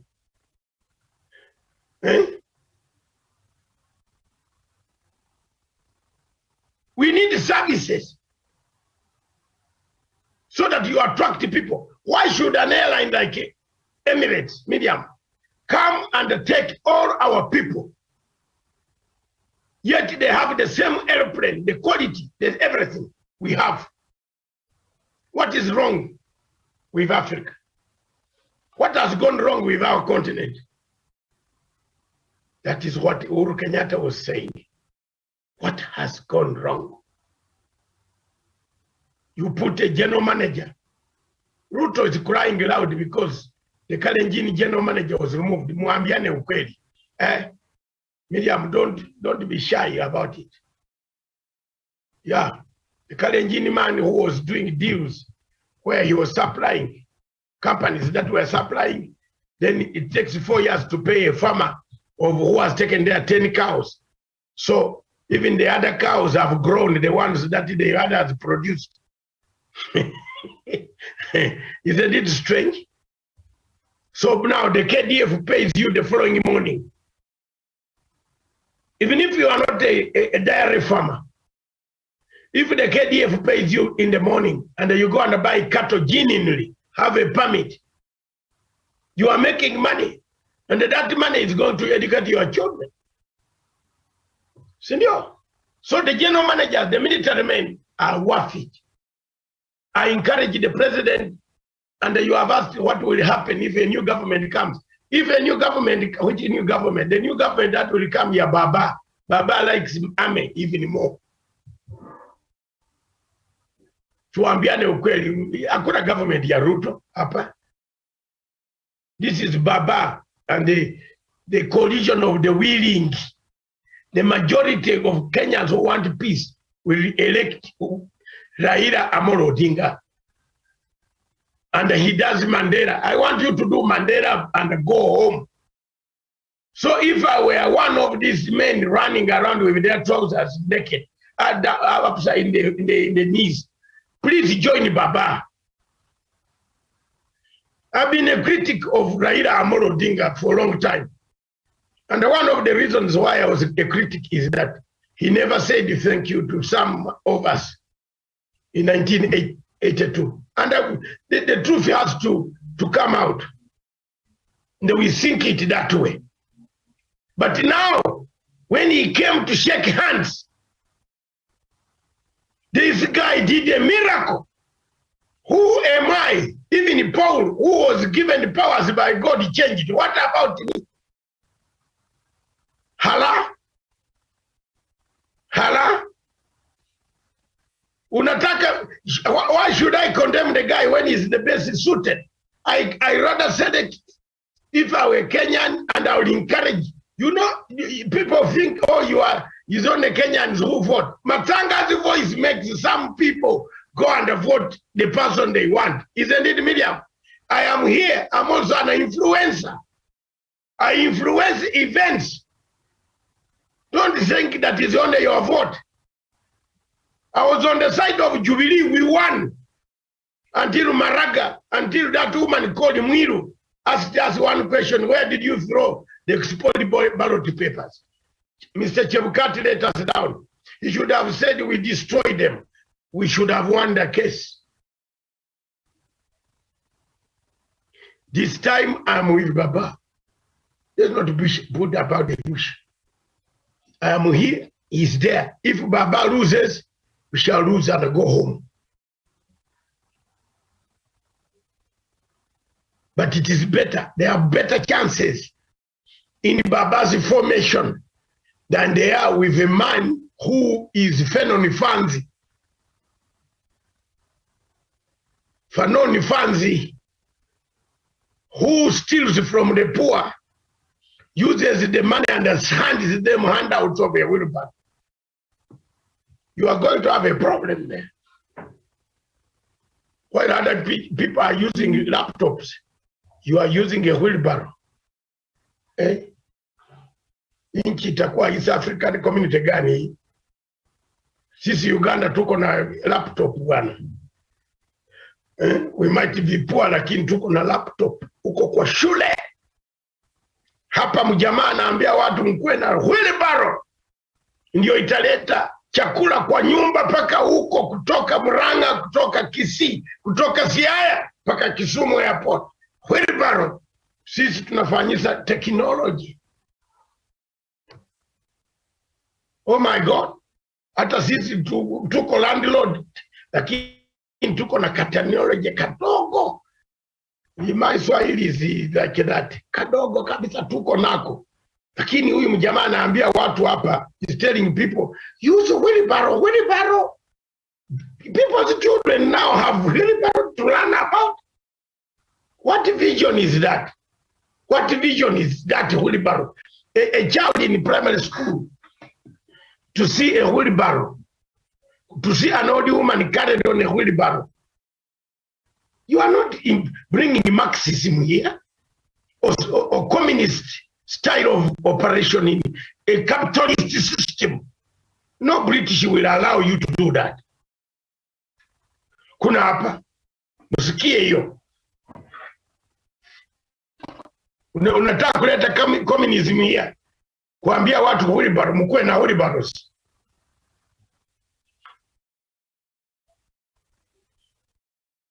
Good news, so many things are happening. What Matanga says, they do happen in Africa. Didn't I tell you that there is nowhere that general in Guinea will go? Didn't I tell you? Nowhere. He will not do anything. He will need Mr. The president he overthrew. What is his name?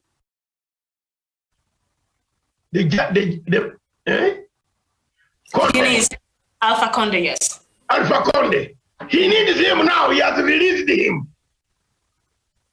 He has released him. I told you on this TV that this guy has no brain because he covers his eyes with glasses, darker glasses. The brain here is empty. Anybody with darker glasses like that, the brain is empty. Because that darker glasses are associated with martyrdom. To these guys. Have you seen a film of James Bond, darker glasses? Because you are going to kill people. This man has released Alpha Conde, taken him to the house of his wife, Alpha Conde's house, to get advice. Otherwise, he's finding it difficult because his younger captain, junior officers were plotting to finish him out. They were telling him, if you touch him and kill him, we come for you. Have you seen that? So, my friend, here, Kenya, the army in ministries, in departments that are crucial, they are doing a good job. The only other thing that remains to be, which should be done, Mr. President, is to get an army man to run Kenya Airways.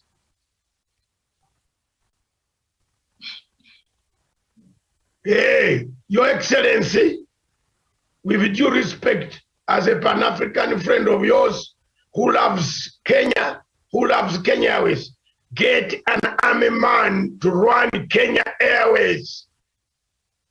It will make a turnaround quickly. Profit itakuja. Weka mtu huko. Former general. Utaona hata mtu atakusafu chakula mzuri anagopa mzee yako chini.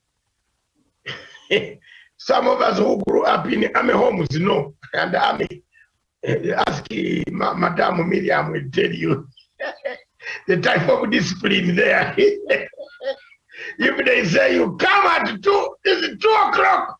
Akuna 20 minutes past 2, lie down. And chini. Hey, my father used to feast on me like a what? Yeah? The teacher told me you were so, you know what? The teacher told me you were what? Matanga, you reached school late. Where were you? Baba, I was trying to take these cows, tie them here. Then I said, why didn't you wake up to tie the cows early? Eh? Jenny. I'm telling you. It was a crime for me to be number 2. And I go with that report home. I remember I showed my mother. She was standing outside waiting for me. She gave me a very nice slap. A nice slap. I was laughing. You hear me, Miriam? I was excited that I was number 2. That old mama of mine gave me a nice slap. It is still in this cheek. When in a chicken, I'm not even a mama. Why? And it was, as soon as he gave me a slap, Miriam, you know what? I looked for a rope which ties the goats. I said, I'm number 2, mom. I did well. She asked me, why did you come? Why were you number 2? Why? You came second, then you come here laughing. We suffer for this money. Come! It is still here. So we know what the army can do in institutions. Another institution, Your Excellency, which you can take the army, KBC, Kenya Broadcasting Corporation. Your Excellency, appoint a general there. Yes. You can't have a broadcasting house that does not broadcast you as a government. Surely. Then what is the government pumping money there? Take a general in KBC for the 9 months. We shall be better in elections. If KTN is revamping, let's also revamp. We have revamped, but now put KBC general. Utaona, workers will come in line, man. Even good English will come out. Yes. Institutions that are siphoning taxpayers' money. You pump in money, you don't get the results. You pump in money every day. KBC is one of those siphoning government taxpayers' money. Get an army man to be the general manager, the managing director. You will see things that will work. Miracles. People will be motivated to work. I think, though, perhaps where I would like to see some changes is when it comes to the food security in this country. I always think to myself that perhaps the army can do a good job in building those dams that you need to supply with food. I always thought, like the army could help in that regard. Look here. You can hate Museveni. Again, let me be honest. You hate Museveni, hate him. I disagree with him of a number of things, especially my money that I did in the peace talks of Uganda. I will never give, I will die calling. Even if he kills me, even if I'm dead, I will call for that money. Muse, when you give a person zangu, you never gave me the money. And it's the public knowledge. So let me not beat about the bush. But there is one thing that President Museveni has done very well. The army in Uganda is productive. The army in Kenya is productive. They can build a railway. They are productive. The health sector. Look, to give money to governors so that they go and have more concubines, like Kenanok. He thinks, Hasola, wherever. In Lodwa, in Turkana, there is no hospital Nanoko has built that can show the money that he has taken from the central government. Look, it is something must be done. And you find all of them have run to Mr. Hasola. And the man thinks that he can protect them. Wacha ngoja. Ngoja. Hey, ngoja mjui. Mambo inakuja. I'm telling you, it's not a threat. The food security. People just gamble with the food. Gamble with the damn money. Ruto came up in a place and told us 21 billion. No, it's 7 billion. Where is the money? Now he has ignited the Italian to accuse the government of Kenya to give him money for the campaign. Unaona wanataka kupata pesa ya campaign through the mzungu. Umeona? Even when they have eaten the other one.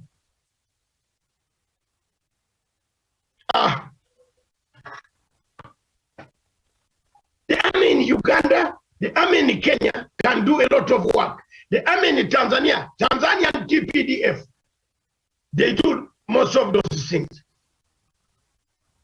I'm telling you, the army in Kenya, Uhuru Kenyatta has borrowed the best. Can I tell you one thing that you take as students of international politics? Look, Miriam, China does not use any civilian for anything. There's no civilian in those borders you see. Hakuna hiyo train, hakuna civilian. China rules because of the army. For every industry in China, the top guy is general, major general, colonel, brigadier general. All industries in China, go and look. There's discipline. If you break the machine intentionally, you are brought frog magic in front of the captain and you are sentenced. So people do very diligently, quickly, and produce their goods. China was begging rice from us in Uganda about 40 years ago. Begging rice. They had a rice scheme where we are sharing with them our rice in Chibimba. Is in China today. In Uhuru said 25 years, China has made a turnaround. No, it is true, and he has said correctly. Within the last 25 years, China went back, did what we call a redemption strategy. A redemption strategy removed Mao Zedong's guys, removed them. Unaona, ilitoa wale wenye walikuwa wanataka what is it to oppose is called what? Kupinga. And the guys swept them, reorganized the economy. They said, we have made mistakes. We are not going to go to be warmongers only. Let's go back to our economy. That's what Uhuru is saying. That's what the speech was saying. So the army coming to work in government industries where corruption is rampant. And if it can clean the corruption in the 9 months left and hand over government to whoever will come, because it will be upon you Kenyans. But for me, if I were the Kenyan voting, I would vote Raila Amolo Odinga to continue with the good work of President Uhuru Kenyatta. I submit.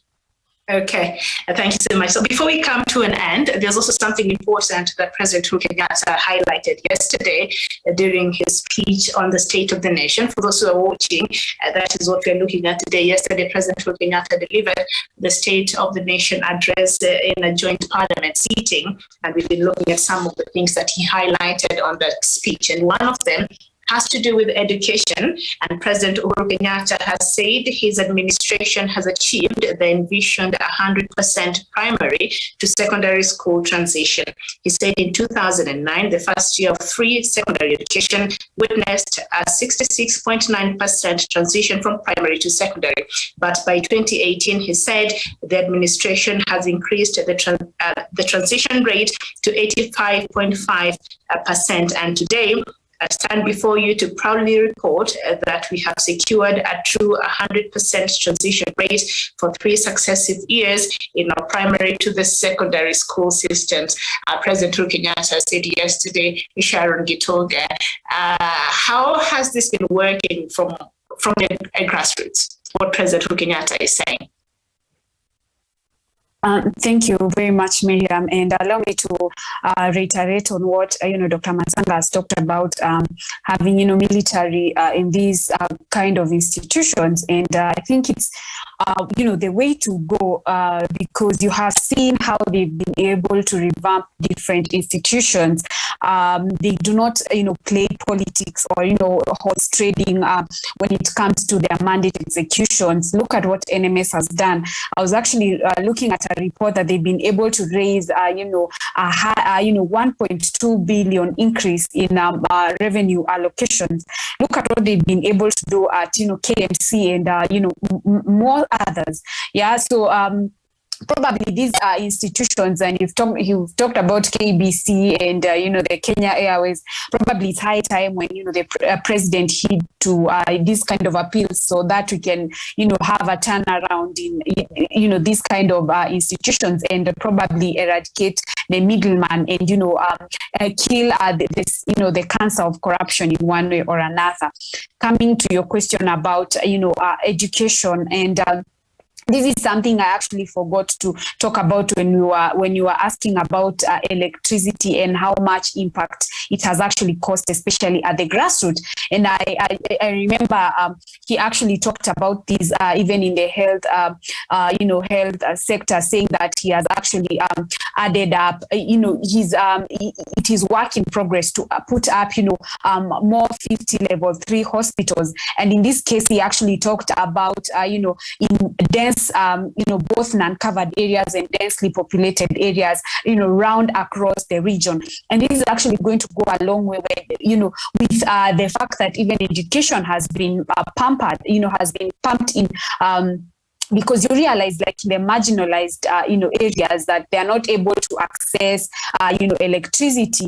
I mean, education is also quite a challenge, because when you talk about assignments and, how they're able to access, electricity, and even in terms of, even in laboratories and, so much, when you talk about, even farmers at large, being able to access, talk about milk cooling plants, you talk about, coffee processing plants and many others.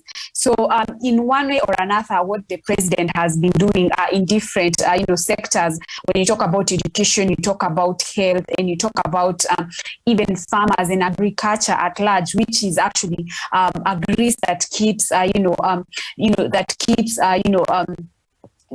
grease that keeps, the wheel of, most of these people actually moving. This is what they actually rely on. So in a nutshell, you actually find that all these things actually work hand in hand. You need, electricity to actually, revamp the education sector, to revamp the agricultural sector. And one thing I'll really applaud, the president is for having, given a quite a huge, a revamp to these kind of institutions. Thank you. Okay, thank you so much. And of course, as we conclude now, we know that a lot of these achievements that President Uhuru Kenyatta was highlighting yesterday, some of them were as far as from 2013 when he first came to power, and a lot of it he has achieved in his second part of his presidency. And we know that the Deputy President William Ruto has been very critical of the handshake between President Uhuru Kenyatta and opposition leader Raila Odinga, saying that this handshake has stalled the Big Four agenda in particular. But we know that the DP was yesterday in Parliament and was present as President Uhuru Kenyatta was highlighting some of these achievements. So, Daniel Basunga, are we likely to see the attacks continue on how dismally the president has performed? That is according to what we've been getting from the DP and his quarters. Or is he likely to now take some of these things that were highlighted yesterday and run with them and say, this is what we have achieved as the Jubilee government? Thank you, Miriam. And of course, expecting William Ruto to say and stick to the truth is like trying to milk a stone. No water or milk can come out of a stone, no matter how hard you try to milk it. And all I know is that William Ruto will use anything to his advantage, either be it by spreading falsehood about the handshake and the partnership between President Uhuru Kenyatta and the former Premier Raila Odinga, or be it even using President Uhuru Kenyatta's sole projects, projects which have been solely done by the president by himself, to actually add credit to his presidential ambitions. So whatever I expect is that he's going to continue with the onslaught to the on the BBI, the handshake, and all the evils that are happening. He will actually heave it on that. He will actually tell people that it's because of the handshake that the economy is doing bad. According to him, the economy, perhaps the president put the statistics there from the experts, which projected that regardless of the fact that COVID-19 was actually ravaging global economies, Kenya was actually able to grow by 0.3%. But William Ruto, because he wants to fit a narrative that will actually favor his presidential bid, he'll go out there to tell people that the economy is not doing well. But I really doubt how the economy is not doing well when in the 8 years that he has been in power with President Uhuru Kenyatta, he has been able to accumulate from 100 acres of land, which I believe in 2012 he told Jeff Koinange that he was owning, to actually owning 23,000 acres of land. In 8 years of economy doing bad, William Ruto has been able to buy 5 choppers, among which one costs about 3 billion Kenyan shillings. He has been able actually to even build a state-of-the-art luxurious home, only comparable to what Mobutu Sese Seko built in his village home, almost going to for 2 billion. He has been able, with a complete dam in it, Miriam, not forget about that. William Ruto has been able to acquire a number of property. Amaco Insurance, a company which is affiliated to him, Miriam, had so many tenders during the start of the Jubilee government. It has only collapsed recently and filed for bankruptcy because the government stopped tenders going to Amaco, because Amaco was insuring each and every government vehicle, and it was not paying out premiums to its customers. So it means that these are companies which has been running on government funds. So to me, I would really wonder how William Ruto has the audacity to go there and tell his supporters that the government has failed, the economy is bad, when he has actually been growing. Today I was reading on social media that actually intelligence has it that his wealth has grown tenfold, Miriam. You know, for an economy that is doing bad, you cannot tell us that we have an individual whose wealth is growing, but the same individual is walking out there telling people that the economy is not doing well, the government has failed in its projects. Unless you are trying to tell us that perhaps this kind of an individual is just a genius and has some way of working hard and making his own money. And even if it is so, Miriam, if William Ruto is making his money due to hard work and having good brains, then it means if all of us can actually be able to work hard and get good brains, then we can make money in this economy. Then that means that the economy is not bad. Rather, maybe the Kenyan people are the only ones who are bad. So to me, I think William Ruto will always twist this narrative. We'll always go out there, even despite sitting in the same meeting with the president yesterday and having the president outline data which has come out of not just the creations of the mind, but from experts who do statistics and economic models and quantitative data. He will still go in a funeral somewhere. He'll still go to a Rambe or a church service and still talk ill about the president's legacy, because he's so much hell-bent to ensuring that he uses anything to his advantage to make sure that he gets mileage for his 2022 bid. So to me, I don't think he's gonna talk anything positive about the economy of Kenya, or maybe the handshake or the legacy of President Uhuru Kenyatta, unless in those situations where he is in Mount Kenya, as we have always seen, where he uses now the same projects that he actually talks ill about to actually campaign for himself. When he's in Western, he's in Nyanza or maybe Coast or Rift Valley, he'll talk about how the Jubilee project stalled. But when he's in Mount Kenya, he'll talk about how many kilometers of roads they have been able to tarmac, how many houses have been able to connect to electricity, how many boreholes they have been able to sink, how many families have been able to get out of poverty and all that. So he's a man full of doublespeak, and he's going to use this doublespeak conveniently where it actually suits him to be able to advance his agenda. For him, actually highlighting the president's legacy is not his priority. We can leave the rest of the people who are the friends of the president, like Dr. Masanga David, to do it through the legacy trend or maybe the presidential delivery unit. But waiting for William Ruto to actually advance a conversation, a positive conversation about the legacy of President Uhuru Kenyatta, Miriam, it is like milking a stone and waiting for milk or water to come out of it. Never. It can never happen. All right. Thank you so much, Daniel Osongo. Of course, President Uhuru Kenyatta yesterday noted that in just 8 years, his administration had been able to more than double the country's total output or gross domestic product. And Kenya's GDP has since grown to 11 trillion Kenya shillings, up from 4.74 trillion Kenya shillings. And the country is also the sixth wealthiest country compared to 12 years ago, though much of this is due to the review of the country's structure of the economy, which has been carried out twice during Kenyatta's 2 terms. So the economy has been doing well, and according to what Daniel Osonga Doc has said there, William Ruto is a very good example of how our economy has grown, because if you look at what he had before he became the deputy president and what he is right now, according to how much he has been able to accumulate, there's a huge difference, but that is a conversation for another day. So are we likely to see now, Doc, as we conclude, the DP take some of these achievements that President Uhuru Kenyatta highlighted yesterday, and that will form part of his campaign, saying, look, this is what we've been able to achieve as the Jubilee government?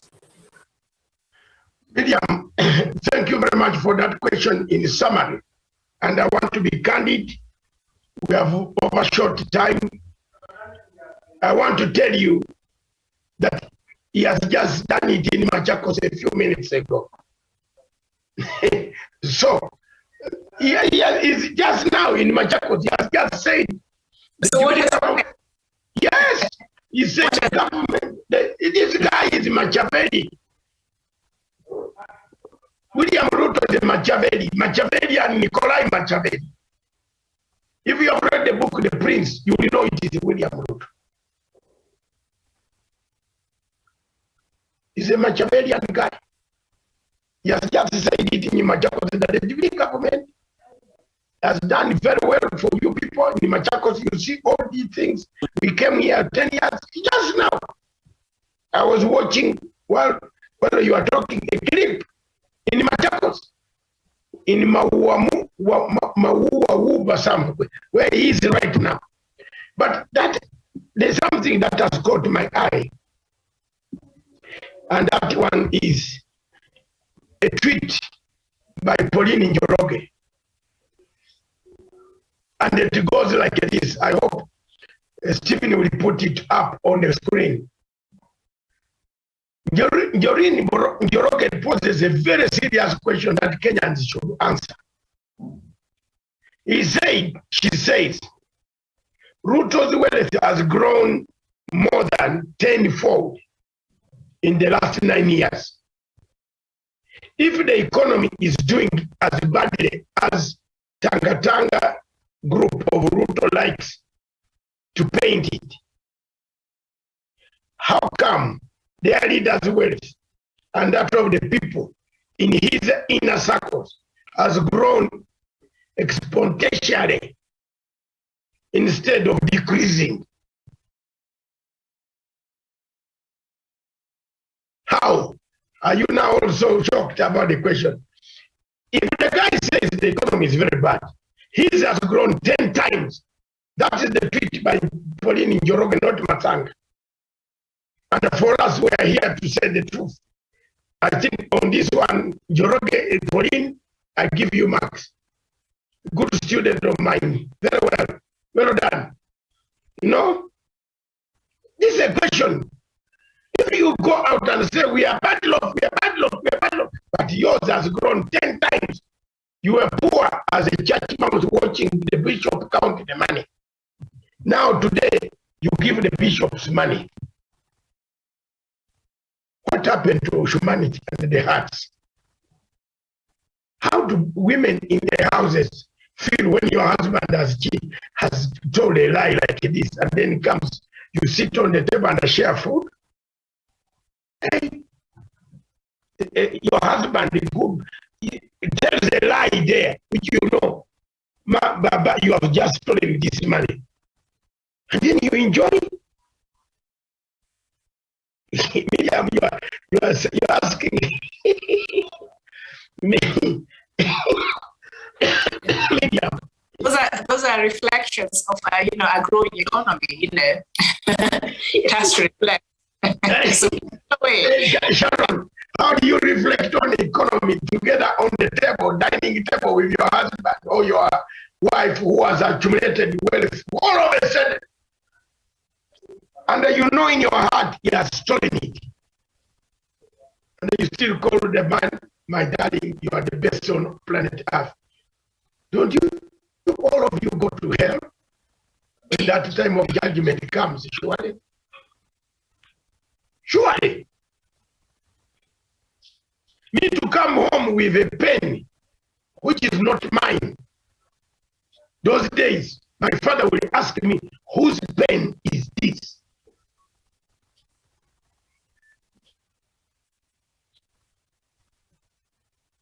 And I would explain, oh, I picked it from a friend. Oh, he borrowed me to return on Monday. Do you know, there were no telephone those days. My father would walk up to that home and ask, has your son lost a pen? That's it. Thank you very much. God bless you, Miriam. Okay, thank you so much. Sharon, you seem to want to say something. Would you like to? Yeah, before we end, please. Yeah. Thank you. Thank you very much, Miriam. And, I actually also saw Ndindi Nyoro, very quick to say that, that the president was not coming out clean to talk about economy because it has not been felt in the pockets of the people. But right now, I'm so surprised to hear that his own boss says, has actually grown into a tenfold. I mean, it's quite ridiculous, yeah.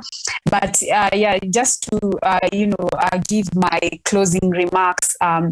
About the whole matter that we've been talking about. And I think I would really love to applaud the president for actually having been able to choose to focus on, the opportunity, on the opportunity side of the crisis. Now, Kenya, has been able to develop, great innovations that have been able to propel us, into a place where now Kenya can be a destination of health tourism and also be a universal, health coverage in the region.